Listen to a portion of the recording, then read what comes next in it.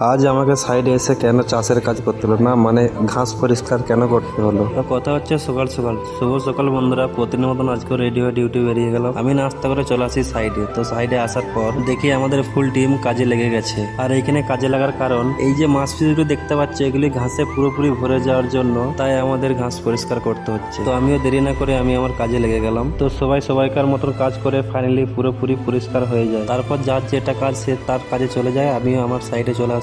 তো আমি আমার সাইডে এসে দেখি একটা সরিয়ে লোড লাগানো আছে। তো আমিও দেরি না করে সরিয়ে লোডটাতে হুকটি ডাউন করিয়ে লোডটি ভালোভাবে হাইড করিয়ে দিই। তারপর আমি চলে আসি আউটসাইডে। তো আউটসাইডে একটা লোড থাকাতে আমি লোডটিতে হুকটি ডাউন করে লোডটি ভালোভাবে হাইড করিয়ে দিই। তারপর আরেকটি বেসিং লোড থাকাতে এই লোডটাকে আমি ভালোভাবে হাইড করিয়ে দিই। তো আরেকটি আউটসাইডে লোড থাকাতে এই লোডটাকে আমি ভালোভাবে হাইড করিয়ে দিই। তো লোড উঠাতে উঠাতে আমারও লাঞ্চের টাইম হয়ে যায়, তাই আমিও লাঞ্চ করে রুমে চলে আসি। রুমে এসে 1 ঘন্টা রেস্ট করে আমি চলে আসি সোজা সাইডে। আর আমার তো আখ খেতে খেতে ভালোই সময়টা বেরোচ্ছিল, কিন্তু তখনই আমার ডাক আসে লোডের জন্য। তারপর আমিও দেরি না করে হুকটি ডাউন করে এই লোডটি ভালোভাবে হাইড করিয়ে দিই। তারপর যে টাওয়ারে একটি চ্যানেলের লোড থাকাতে এই লোডটাকে আমি ভালোভাবে হাইড করিয়ে দিই। তো লোড হতে ওঠাতে আমার সন্ধে হয়ে যায়। তো সন্ধ্যের সময় দেখি কংক্রিট গাড়িও এসে গেছে। তো আমি একটুও সময় নষ্ট না করে হুকটি ডাউন করিয়ে দিই বকেটে। আর বকেটটি কংক্রিট লোড করে আমি ভালোভাবে হাইড করিয়ে দিই। তারপর 2 নম্বর বকেটটিও আমি লোড করে ভালোভাবে হাইড করিয়ে দিই। আর 3 নম্বর বকেটটিও ভালোভাবে লোড করে হাইড করিয়ে দিই। তারপর 4 নম্বর বকেটটিও লোড করে ভালোভাবে হাইড করিয়ে দিই। তো একটার পর একটা বকেট খালি হয়ে আসার পর